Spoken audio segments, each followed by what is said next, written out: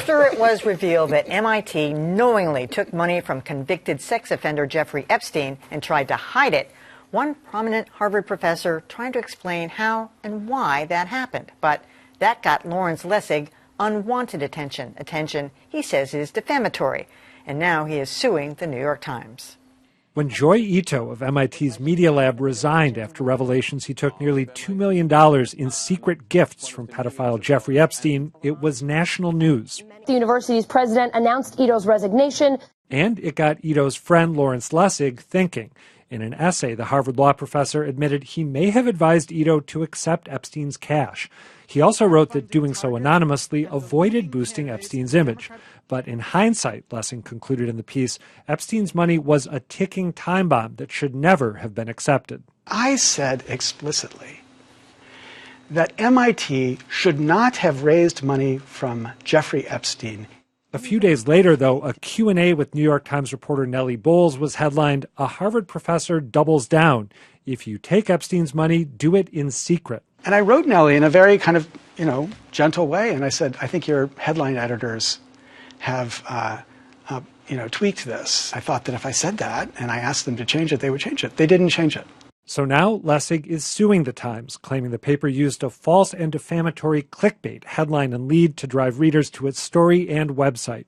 He tells Beat the Press his career is at stake. If you're a woman sitting in one of my classes and you read the New York Times headline, it's hard for you to be in the room with me.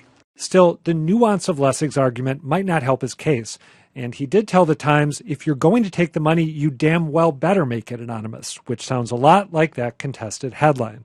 The paper tells Beat the Press its story was accurate and that it plans a vigorous defense.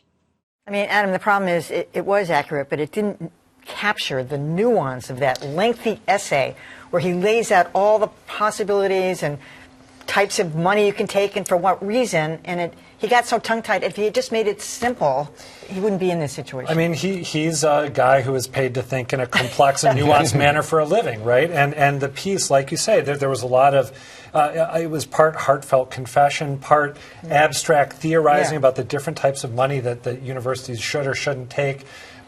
We should also mention he has a beef with the lead, as we said, because that's what he was trying to defend, taking Epstein's money, and that he's taking particular umbrage at this because he says he was a victim of sexual abuse himself.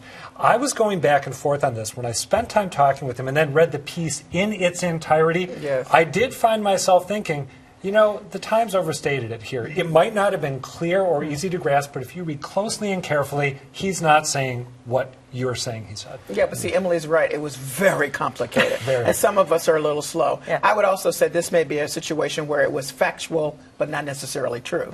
And that gets to the nuance of it. And but I think he's right about, being hurt about that because of that part of the confessional was really personal and right to the point of the issue. So this is just a mess. That's how I read it. I read it when he first wrote it.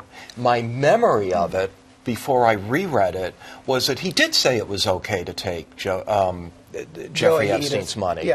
And then when I reread it again for this segment, I said, he didn't. It was more nuanced than that.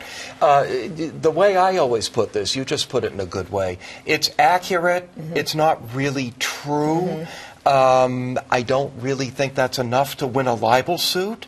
I think he should not be calling so much attention to it at this point. It was a difficult thing to write, difficult thing to read. We ought to just move on. And that's what surprised me, that he is calling so much attention to this, because I don't think there's any legal foundation to this kind of case. And he has set himself up as a public figure. That's the other thing. So there's a threshold. For president. Exactly. So and he's been out there on social media and all kinds of claims that he is the expert. So I think this is not a case that I think that he can win, and I think he's only causing more problems for himself. Super quick, I got to flick in one more point. He also said, when I chatted with him, that he had, in the fact-checking process, said to the reporter, I think you're misstating my position here. He claims that she agreed with him, and it's still on the for what that's worth. All right.